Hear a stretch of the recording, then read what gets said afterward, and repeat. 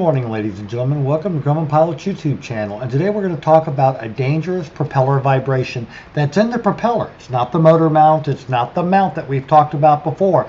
It's actually in the propeller being mismatched. We had one airplane that, because the paint job on the propeller blades were different, one airfoil had a different shape than others. This airplane shook and shook and shook. And after everything we had done, including motor mounts, dynamic balance, we sent the prop to Cincinnati. They discovered the problem. They fixed it. We got back a very smooth running airplane out of the deal. Now, in this particular aircraft, the vibration was so bad that we saw this, what we thought was an oil leak underneath the belly, and then we realized it was the cracking of the outside skin along a bulkhead under the the cargo compartment.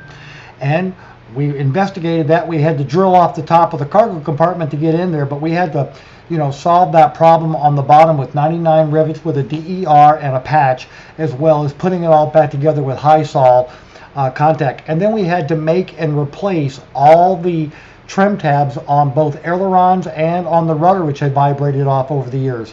And so finally we'll show you a picture of all the rivets on the belly of the aircraft. It was not a fun job, and still the airplane shook because the propeller needed to go to the shop, and the owner decided he wasn't going to do that, and that airplane probably still shakes to this day.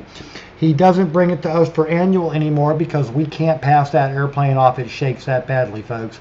So we hope you found all this useful and informative. Thanks for watching, and have a good day flying your Grumman.